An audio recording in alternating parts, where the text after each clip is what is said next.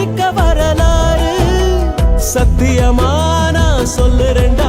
இவன் சத்தியமே தோத்து நிற்கும் நல்லவன்டா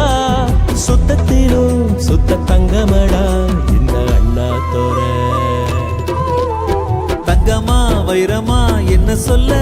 இவன் குணத்துக்கு ஏதும் ஈடு இல்ல சொந்தமா பந்தமா என்ன சொல்ல ஒரு ஆபத்துன்னா வந்து நிப்பான் இந்த புள்ள